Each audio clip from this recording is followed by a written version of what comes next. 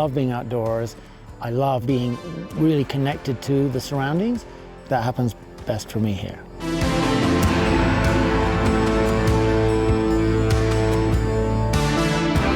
I'm so proud to be Italian, and one of the best ways to show you is through the food, the wine, the culture, the history.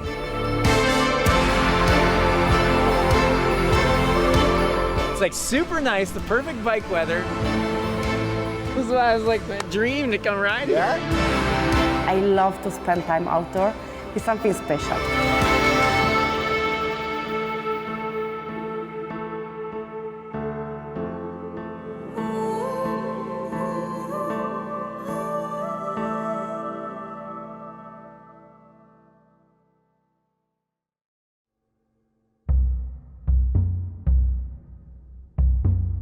Today it's looking like it's gonna be the biggest day of the year. It's a 20-foot swell coming in at about 15 to 20 seconds. And that at Piahi has the ability of producing a 50 or 60-foot wave.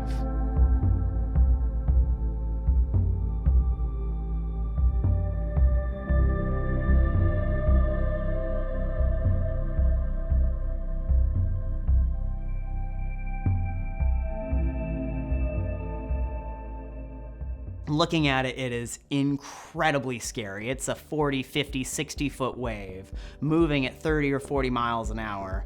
And you can ride it a multitude of ways on different crafts, but no matter what, when you're dropping into that wave, it is just, it's terrifying.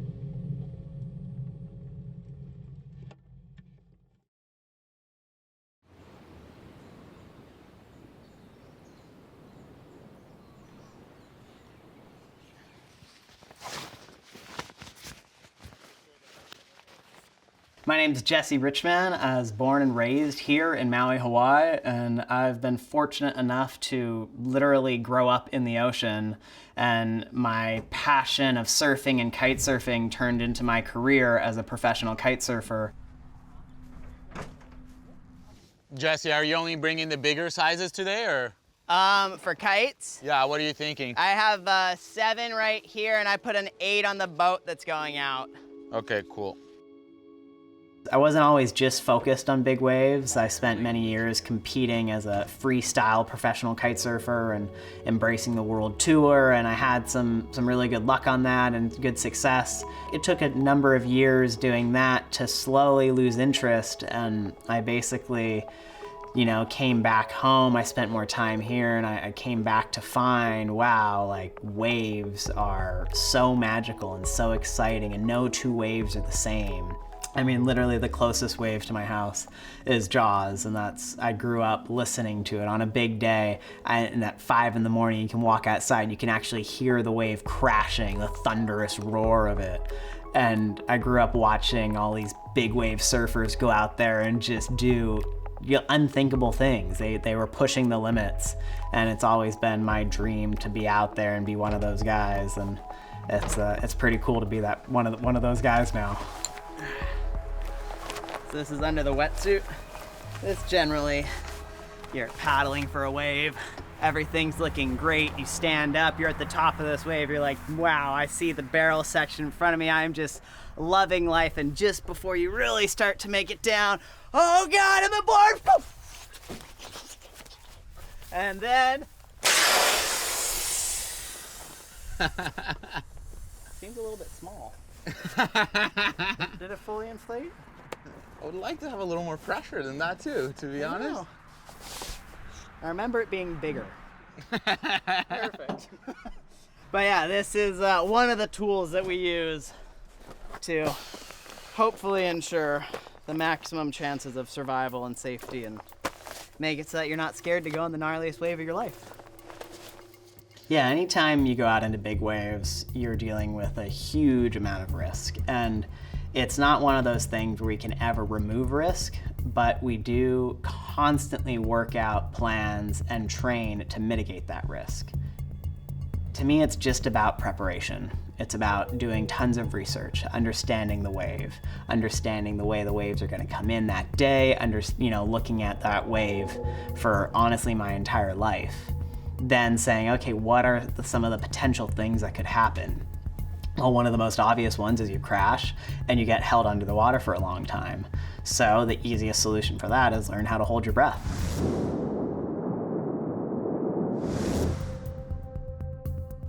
And then, it's down to looking at gear. It's saying, all right, what is gonna happen to my gear if I crash? Well, I'm gonna immediately release it. That's the smart thing. I wanna get away from those lines. That's dangerous. What's my safety plan? I wanna have a jet ski right there with a guy on it who's extremely trained, so he knows where I'm gonna pop up and how to pick me up and get me on the jet ski. And if I'm unconscious, he knows how to pick me up and get me on the jet ski. Doing all of these things, we're building in safety measures so that no matter what happens, we can't alleviate all of the risk, but we can try to help create plans to prevent any bad scenarios from those risks. Here's my kite. I already have it parachute packed, so that means that the bar is hooked up and basically it's ready to just pump up right on the back of the jet ski and string it out and launch it from the ski, which is a very non-traditional, slightly challenging way to launch a kite, but what fun would it be if it wasn't hard?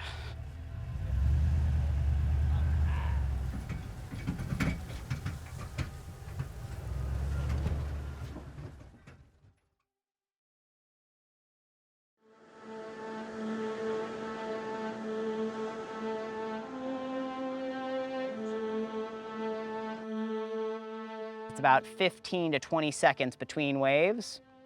And that's the amount of time that Niccolo has to come in, basically slow down to a stop so that I can grab onto the back of the jet ski, me to climb on, and then for us to race out of there before getting taken out by the next wave. So every single second counts, and all of these little details you have to have super dialed in.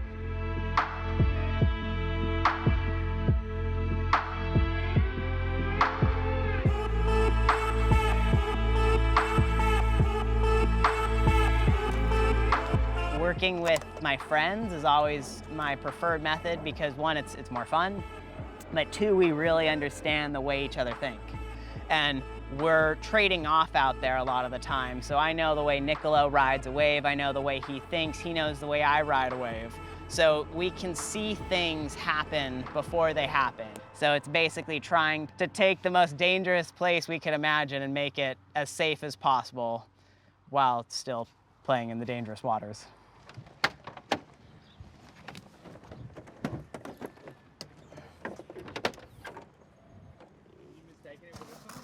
This is always like one of those fun transitions where it goes from, all of us getting ready, all the prep, to as soon as we back these trailers up, it gets real. Then it's like, it's super easy to lose your jet ski launching it right now. People have lost their trucks launching here, so it's just all of a sudden the consequences get real. And once we get out there, then all this big gear, these flotation vests, they feel big here. As soon as you get out there and you see a 40-foot wave by you, you feel really small.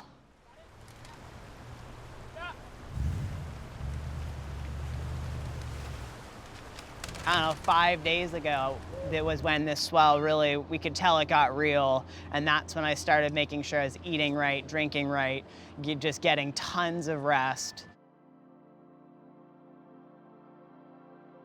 These guys, they're ready to go at the drop of a dime. So it's just having all of these little bits and pieces in place and preparing as much as I can. At least then I know I did what I can do. And that helps me just, kind of let go and embrace the moment where very quickly when it doesn't feel right. And fortunately, feels really good today.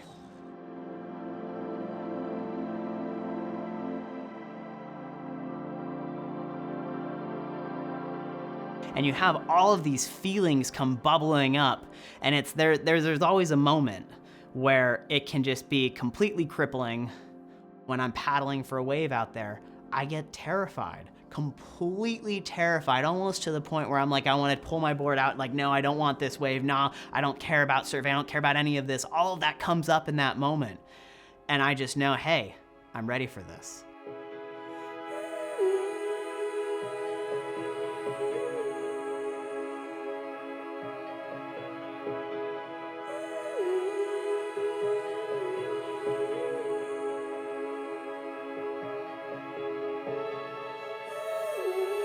I look at the sport of kitesurfing as kind of my avenue to become a modern day explorer.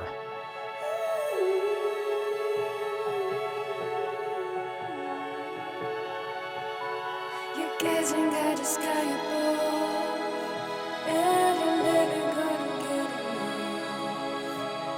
You're gazing at the sky above, and you're never gonna get enough. And today is gone, your soul is sound of your baby. It's such a fun way to get out and, I don't know, have fun in nature with your friends. Stars your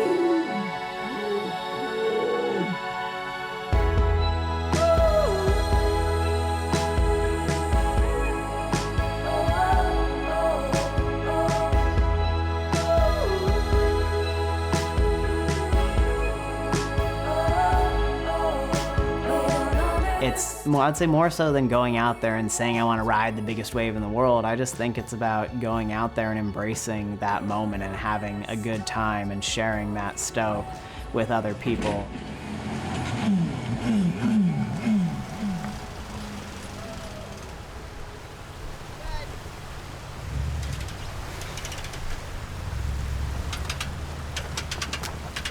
Woo! Good work.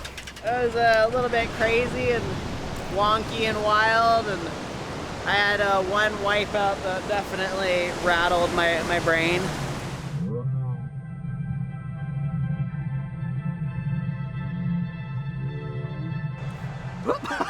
Wow, you were in the spot. Oh man, let's see it one more time. I like getting worked out there. It's fun to put in, like, to go down on a big wave and experience that and then feel like, okay, I know what that feels like. I can embrace that and not really let any of the fear of that cripple me in the future. So that's nice and reassuring.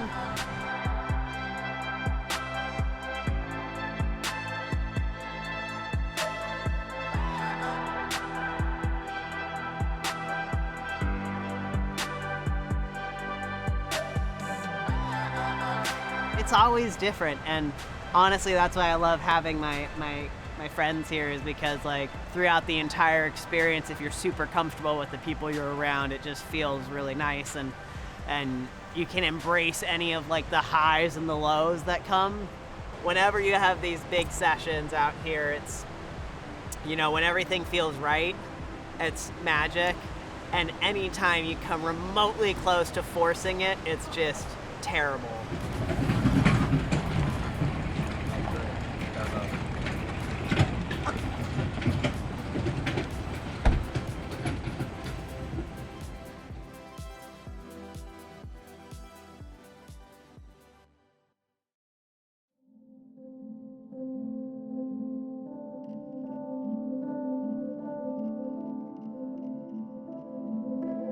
Everything that I've learned as an athlete has completely helped me in every other aspect of life, especially as a parent.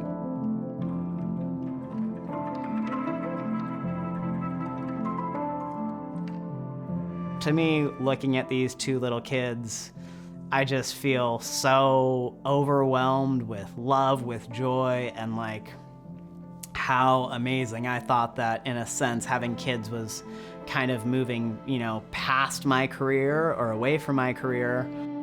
And since I've had kids, I've performed exponentially better in every aspect of life, I believe.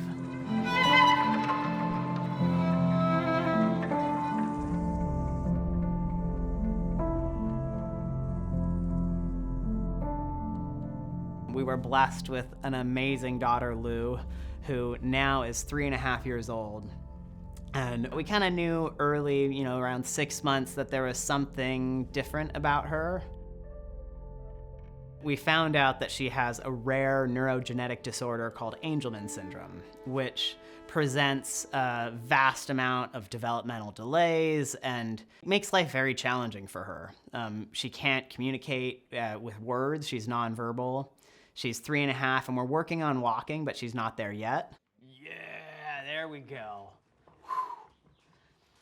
Watching Ride kind of start to grow up and mature now that he's, you know, the old age of 1, it's still so fascinating to see how he is already creating these filters of understanding versus her, where she just, every single thing she looks at it almost is like it's new.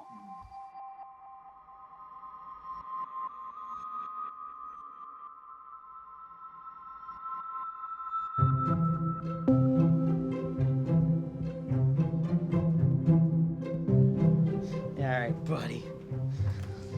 What do you think? You ready to go for a little ride? Should we send it? Does Rad want to go for a ride? Yeah!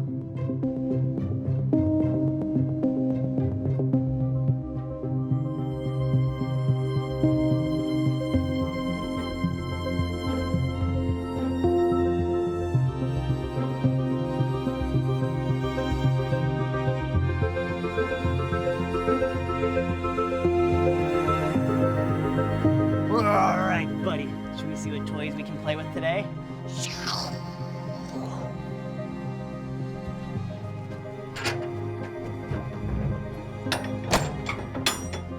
Whoa. Alrighty.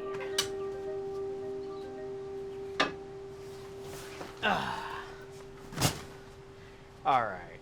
I think that'll do for the day.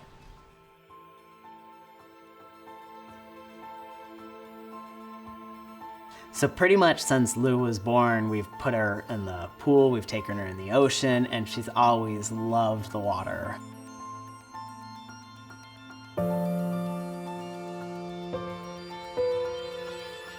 And we've kind of progressively increased what we do, given her more freedom. She has a life jacket on, so that it's not always, sometimes we'll work on swimming without, and she's getting really, really good at swimming.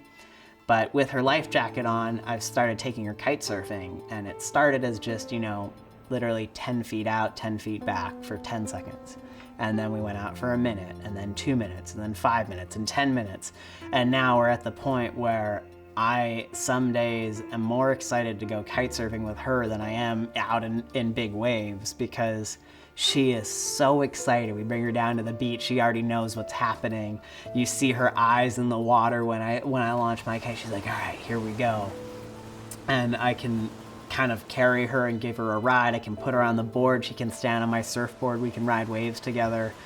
And it is so amazing that I get to share this passion that I've almost devoted my life to with my daughter. And none of her, you know, her condition doesn't hold her back in any way, shape, or form. If anything, it helps amplify the experience for her.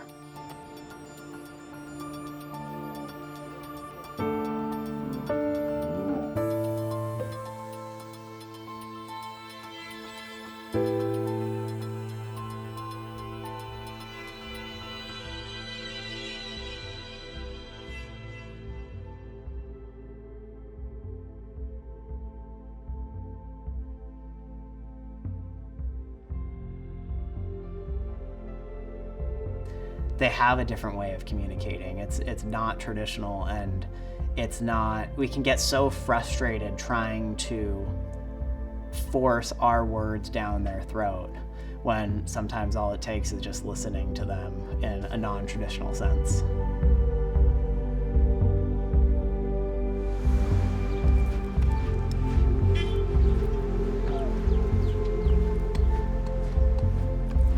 Since I've started a family, I haven't necessarily changed any of my risk management protocols, because dying was never the goal. That was always something that I'm going to do everything I can to avoid. And, you know, injuries, I've had countless injuries, and I've spent years not doing the sports that I love, and that's that's losing, that I have lost the game, and sure, I can recover from it and I can go through this process to come back, but that's always something I want to avoid. So with kids, it hasn't necessarily changed my breakdown on risk. Recently, I have noticed that my desire to take risks is maybe dropping a little bit, and saying that I can get satisfaction and have an amazing magical time, not necessarily focused on doing the craziest thing, but maybe doing the funnest thing, which is a slow shift, but I still am incredibly passionate about big waves, and I don't think that's gonna change anytime soon.